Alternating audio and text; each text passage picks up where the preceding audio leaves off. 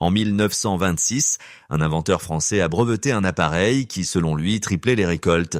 Sans utiliser de produits chimiques ni de machines, il suffisait d'un simple fil de cuivre pour capter l'énergie du ciel. Des documents officiels, des photos floues et une commission britannique ont confirmé des résultats tels que du maïs de 3 mètres de haut et des citrouilles géantes.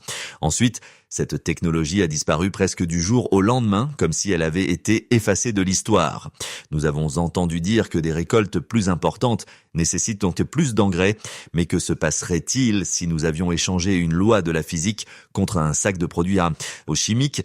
Voici pourquoi la science, derrière un simple fil, et l'industrie qui l'a enterré pourrait changer tout ce que vous pensez de votre alimentation. Justin Christofleau n'était pas un nom connu dans le monde de la science. C'était un agriculteur, un expérimentateur et un bricoleur infatigable. Né en France en 1865, il a passé des décennies au début des années 1920, à poursuivre une idée que les plantes peuvent prospérer non seulement grâce aux nutriments du sol, mais aussi grâce à une énergie invisible puisée dans le ciel. Il a consacré sa vie à construire d'étranges appareils, des tiges métalliques, des spirales et des antennes, fondant sa réputation sur des résultats qui défiaient l'orthodoxie agricole. Le 26 octobre 1925, Christofleau a déposé en Suisse une demande de brevet pour ce qu'il avait appelé un appareil astral électromagnétique. Le document portant le numéro CH118648A, approuvé en mai de l'année suivante, décrivait un système de plaques d'acier cuivrées et magnétiques conçu pour capter l'électricité atmosphérique et la diriger vers la Terre. Il ne s'agissait pas d'une théorie de l'arrière-boutique. Le brevet est toujours au registre, un artefact juridique qui détaille chaque fil, chaque plaque, chaque connexion. L'impulsion de Christofleau venait des champs eux-mêmes. Il affirmait que grâce à son appareil, l'avoine avait atteint 1,5 mètre de haut et que de vieux arbres mourants avaient repris vie. Il a publié ses découvertes dans des livres et des revues agricoles, invitant quiconque souhaitait visiter ses jardins expérimentaux à les vérifier. La presse en France a écrit sur son travail, parfois avec scepticisme, mais souvent avec émerveillement devant les photographies et les schémas qu'il a fournis. Pour Christofleau, les preuves devaient toujours être publiques, mesurées par les récoltes et non en secret. Bien avant l'arrivée des engrais chimiques, il pensait que la nature fournissait déjà tout ce dont une plante avait besoin, si seulement nous savions l'écouter. Son brevet reste un témoin silencieux d'un chapitre oublié de la science de la culture des aliments.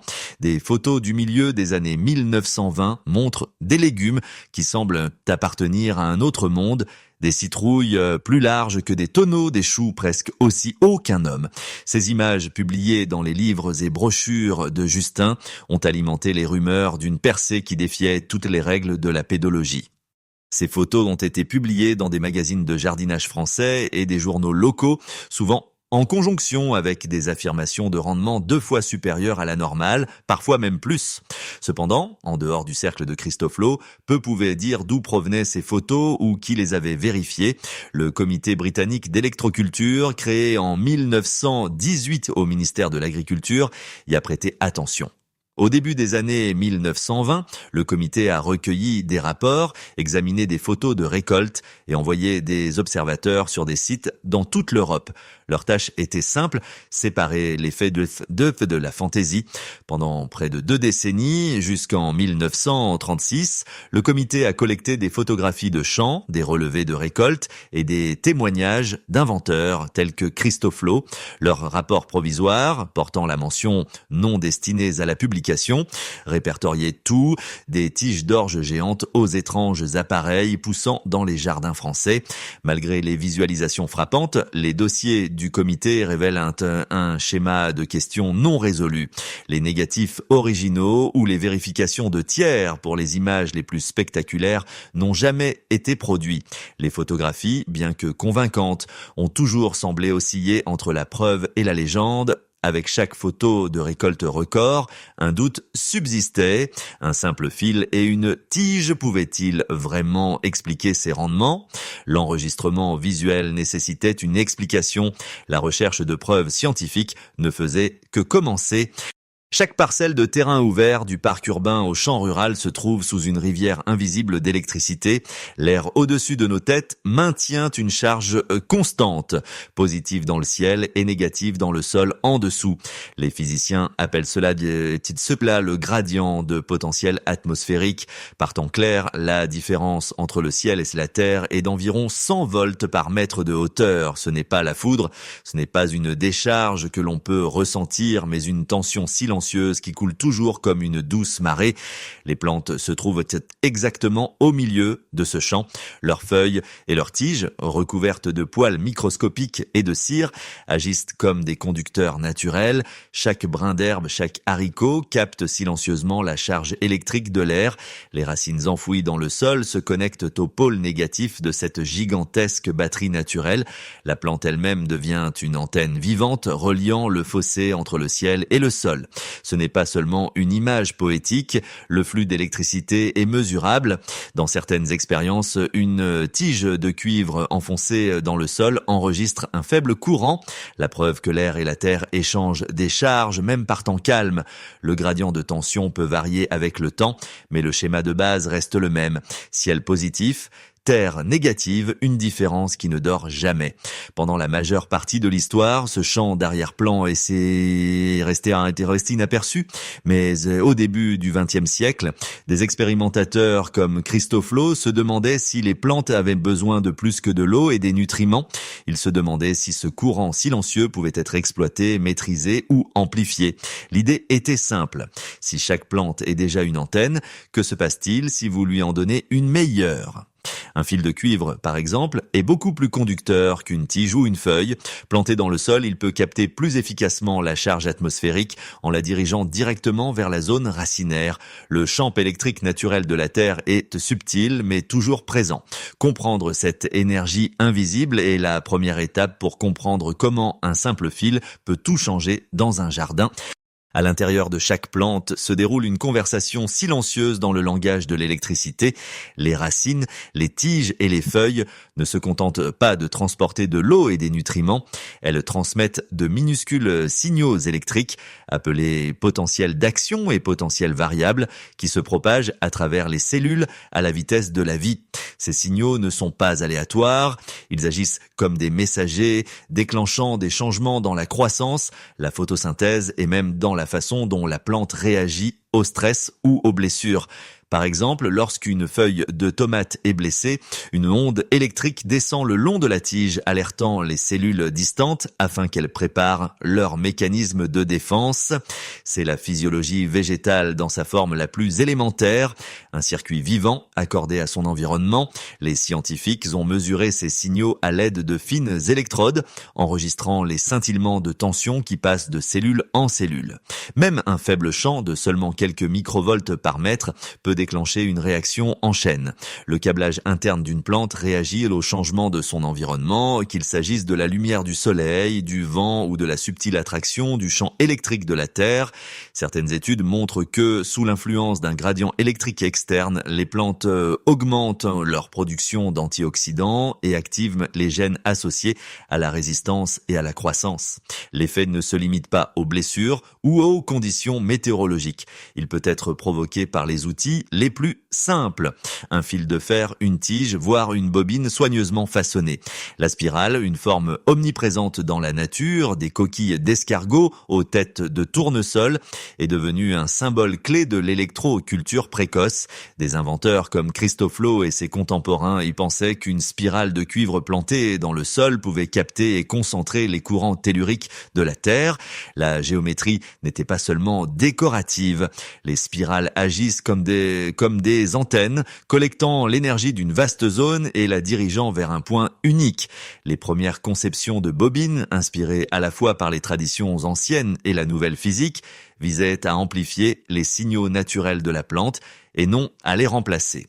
L'idée était simple, utiliser la géométrie pour s'accorder aux fréquences déjà présentes dans le champ, permettant ainsi à la biologie et à la physique de travailler ensemble. C'est à cette intersection de la forme, du signal et du sol que l'électroculture se distingue de l'agriculture chimique.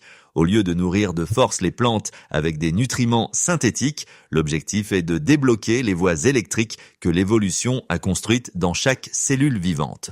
Le fil de cuivre, façonné et orienté avec soin, était plus qu'un simple conducteur. C'était une clé qui promettait d'ouvrir de nouvelles portes dans la science de la culture des aliments.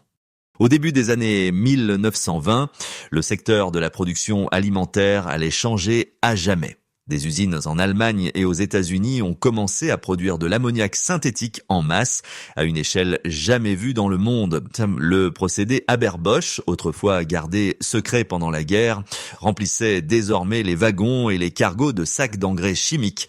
La production a grimpé en flèche, passant d'un peu plus d'1 million de tonnes par an à près de 20 millions de tonnes par an en 1960, ce qui a fait baisser le prix de l'ammoniac de $100 la tonne à moins de $30 la tonne. Mais la véritable innovation ne résidait pas dans la chimie, mais dans le modèle économique. Les agriculteurs qui dépendaient autrefois du compost ou d'un simple fil de cuivre étaient désormais confrontés à un nouveau type de contrat, acheter de l'engrais chaque printemps ou risquer d'avoir des récoltes moins importantes. L'abonnement était intégré, chaque saison un nouvel achat, chaque année une nouvelle facture. Le marché s'est développé à mesure que de plus en plus de producteurs s'y sont joints, attirés par la promesse de récoltes plus importante et d'une application facile. L'industrie des engrais est devenue un géant. Ses profits étaient liés aux ventes annuelles et non à des solutions durables. Dans cette nouvelle économie, une méthode qui fonctionnait depuis toujours avec un simple morceau de fil de fer n'était pas seulement une alternative, c'était une menace. Les rédacteurs et les scientifiques ont tracé une ligne dans le sol. Les rubriques des journaux ont commencé à traiter l'électroculture comme une curiosité et non comme un concurrent. Les titres s'appuyaient sur des mots tels que revendications miraculeuses et méthodes excentriques, associant souvent le travail de Christophe Lowe à des machines à mouvement perpétuel et à d'autres aberrations scientifiques. Les revues agricoles, autrefois ouvertes aux nouvelles idées, ont discrètement fermé leurs portes. Les manuscrits restaient sans réponse et les lettres à la rédaction ne trouvaient pas d'écho.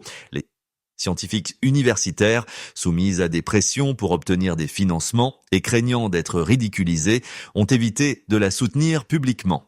Les propres découvertes du Comité britannique d'électroculture, assorties d'une clause de non-publication, parvenaient rarement au monde scientifique au sens large, dans les cercles les plus influents. L'électroculture a été discrètement classée comme une science marginale. La conversation est passée de ce que la méthode pouvait faire à la question de savoir s'il valait la peine d'en discuter. À la fin des années 1930, l'histoire des fils de cuivre et de l'énergie atmosphérique a été reléguée aux notes de bas de page et au folklore. La question des preuves s'est estompée, remplacée par un accord tacite selon lequel certaines expériences étaient trop étranges pour les rencontres sociales. La recherche de preuves solides et modernes a dû attendre la génération suivante. Ces dernières années, la recherche de preuves s'est déplacée des anciens brevets et des photos de jardin vers de vastes étendues de terres agricoles. En Chine, des scientifiques de l'Académie chinoise des sciences agricoles ont décidé de tester l'idée de l'électricité atmosphérique à une échelle jamais tentée auparavant. Leur expérience couvrait 3600 hectares, une superficie supérieure à 6000 terrains de football, en utilisant des fils à haute tension suspendus au-dessus des cultures. L'installation ne reposait ni sur des engrais ni sur des pesticides. Au lieu de cela, elle exploitait le champ électrique naturel entre le ciel et la terre, comme l'avaient imaginé les premiers pionniers, mais à une échelle capable de nourrir une ville. Les résultats étaient difficiles à ignorer. Sur les champs expérimentaux, les rendements ont augmenté de près de 30%. Cela signifiait plus de blé, plus de riz, plus de légumes, sans ajouter une seule goutte d'engrais synthétique.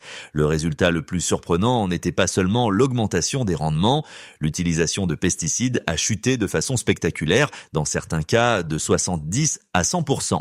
Les agriculteurs ont signalé moins d'insectes et des plantes plus saines, même dans les régions où les parasites étaient autrefois impossibles à contrôler.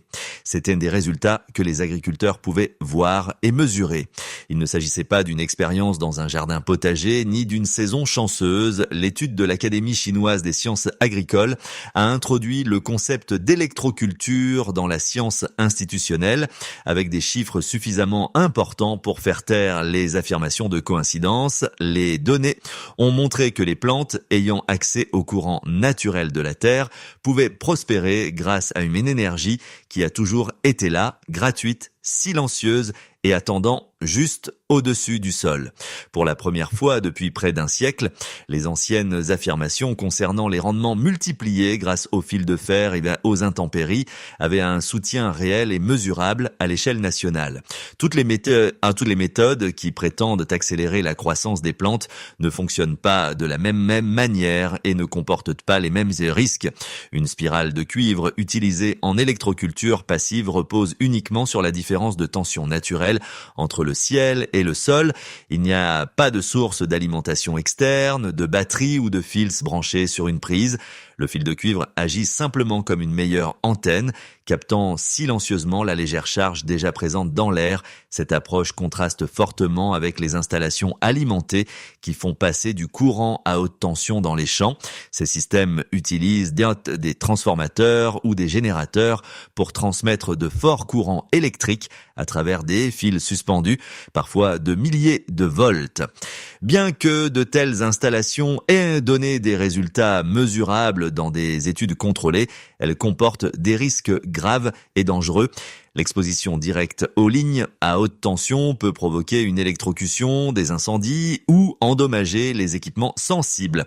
Même une petite erreur de câblage peut transformer une expérience de jardinage en une situation dangereuse. Les spirales de cuivre passives, en revanche, sont aussi simples qu'une girouette. Elles ne présentent aucun risque électrique pour les personnes ou les animaux domestiques et n'interfèrent pas avec le fonctionnement des appareils électroniques à proximité.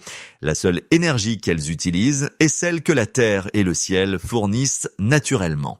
Cette distinction est importante. Confondre les deux méthodes peut entraîner des accidents ou des déceptions si l'on attend des résultats spectaculaires d'une bobine faite maison branchée sur une batterie de voiture.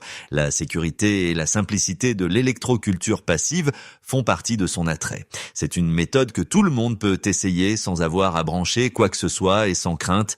Il est toutefois important de savoir où se situe la limite et de veiller à ce que les expériences soient menées du bon côté de cette ligne. Une simple spirale de cuivre plantée dans le sol peut transformer n'importe quel cours en une expérience vivante. La méthode n'est pas compliquée, mais la précision est importante. Commencez avec un morceau de fil de cuivre non isolé de calibre 14, à peu près aussi épais qu'un trombone solide. Enroulez-le en une spirale lâche en visant un diamètre de 5 à 20 cm. Certains agriculteurs utilisent un petit cheville en bois de 12 à 16 mm de large comme forme pour maintenir une forme de bobine uniforme. La spirale finie doit avoir au moins 3 spires, espacées de manière à ce que l'air et la lumière puissent passer à travers les espaces. Une fois formée, enfoncez la bobine dans le sol de manière à ce que la spirale soit à une profondeur de 10 à 15 cm. Son extrémité supérieure dépassant légèrement de la surface. Un détail essentiel est que la pointe de la spirale doit être orientée vers le nord magnétique. Un compas bon marché fera l'affaire. Ne sautez pas à cette étape. Les courants telluriques de la Terre circulent du nord au sud et l'orientation peut faire la différence entre une amélioration saine et l'absence de tout effet. Placez la bobine à 10 à 20 cm de la base de la plante. Les tomates, les haricots et les courges réagissent bien, mais certains jardiniers rapportent les résultats les plus spectaculaires avec les légumes à feuilles. Pour suivre les changements, notez la hauteur, la taille des feuilles et l'activité des ravageurs toutes les 2 semaines. Prenez des photos et pesez vos récoltes à la fin de la saison. Un cultivateur de l'Ohio a signalé une augmentation de 40% de la récolte de laitue avec moins de pucerons et sans mildiou. Il a laissé tout le reste inchangé, le même sol et la même eau en utilisant une seule spirale de cuivre par rangée. Les résultats peuvent varier, mais la méthode est sûre, silencieuse et ne nécessite aucune électricité autre que celle fournie par la nature. Pour tous ceux qui veulent essayer, l'expérience coûte moins d'une tasse de café et peut changer la façon dont vous pensez à ce qui est possible dans le jardin. Aujourd'hui, la consommation mondiale d'engrais dépasse 185 millions de tonnes par an, tandis que la santé des sols diminue et que les coûts augmentent en gain. Alors que les cultivateurs recherchent des solutions durables, la vraie question n'est pas de savoir si l'électroculture fonctionne partout, mais pourquoi des expériences simples et peu coûteuses menacent des industries valant des billions de dollars. Lorsque l'énergie gratuite rencontre la résistance des entreprises, le progrès ralentit pour tout le monde. L'avenir des récoltes dépend de ce que nous osons redécouvrir. Qu'essayeriez-vous si le profit n'était pas la priorité absolue ?